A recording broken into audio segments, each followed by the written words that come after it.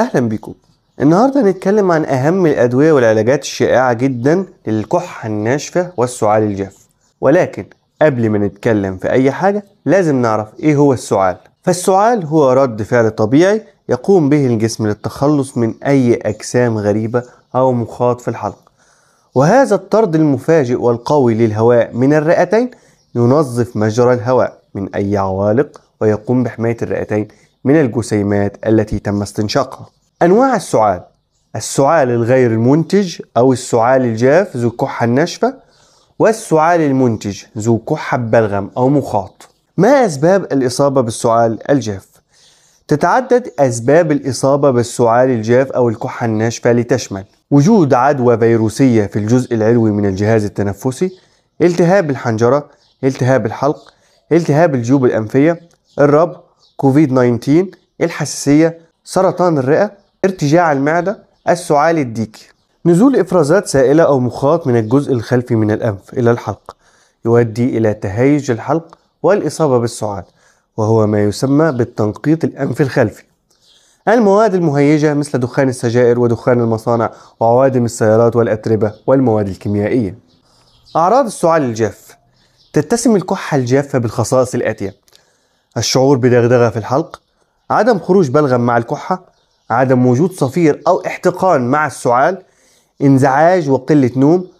قد تستمر الكحة الناشفة مدة أسبوع أو أسبوعين، وعادة ما تتحسن الأعراض بعد ذلك. ولكن إذا استمر السعال أكثر من 8 أسابيع في البالغين و4 أسابيع في الأطفال فيعد السعال مزمنا. يساهم أيضا بعض الأدوية والطرق الطبيعية في تخفيف السعال الجاف وعلاجه. منها: 1. العسل، وهو يساعد على تطهير ممرات الهواء من المخاط، وهو من أهم الأدوية الطبيعية الفعالة للسعال، ويمكن أن يساعد أيضا في تلطيف التهابات الحلق، وهو فعال ويقلل من الالتهابات التنفسية، ويقلل أيضا من السعال أثناء فترة الليل، ويحسن النوم. يمكنك تناول العسل بمعلقة صغيرة عدة مرات في اليوم، أو ممكن إضافته في الشاي أو الماء الدافئ للشرب. ولكن نخلي بالنا، ممنوع إعطاء العسل للأطفال أقل من سنة، لأنه ممكن يسبب الإصابة بحالة نادرة ولكنها خطيرة من حالات التسمم الغذائي لدى الأطفال. وممكن يسبب الإصابة أيضا بمتلازمة الطفل الرخو، وذلك بسبب ابتلاع السموم البكتيرية اللي ممكن تكون موجودة في العسل. رقم 2: المضمضة أو الغرغرة بالماء والملح. تفيد الغرغرة بالماء والملح في تقليل الكحة الجافة الناجمة عن التهاب الحلق.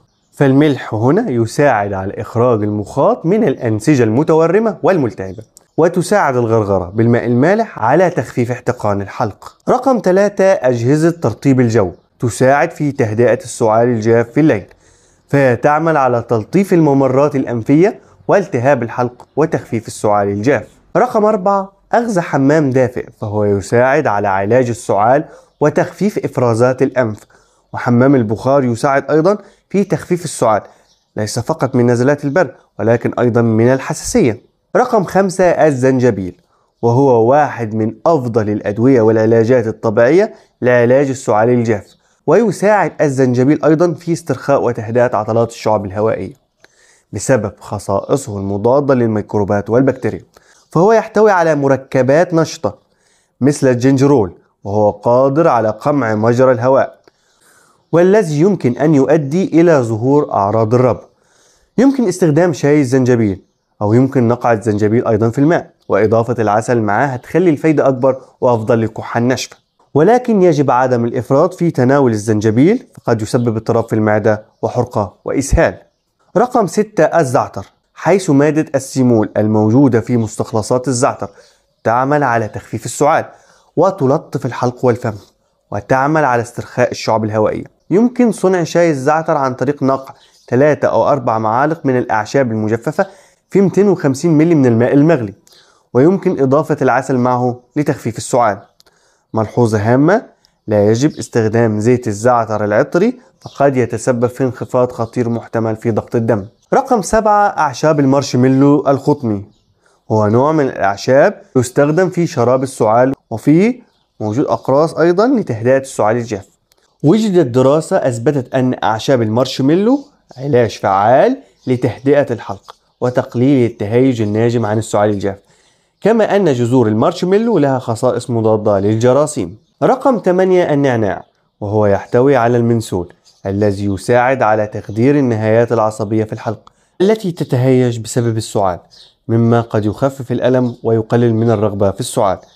يساعد النعناع أيضا على تقليل الاحتقان، حيث يمكن تناول مستحلبات النعناع أو شاي النعناع. إذا كنت تتعامل مع السعال الليلي فإن شرب شاي النعناع قبل النوم مباشرة سيكون مفيدا للغاية. أما بالنسبة لأدوية السعال والكحة الخاصة بالكحة الناشفة والكحة ببلغم أيضا، أنا اتكلمت في فيديو سابق عنها بالتفصيل، وهتلاقوا رابط الفيديو فوق وهتلاقوه في الوصف تحت. وفي النهاية يا رب يكون الفيديو عجبكم، ما تنسوش الاشتراك في القناة، ونشوفكم دايما على خير.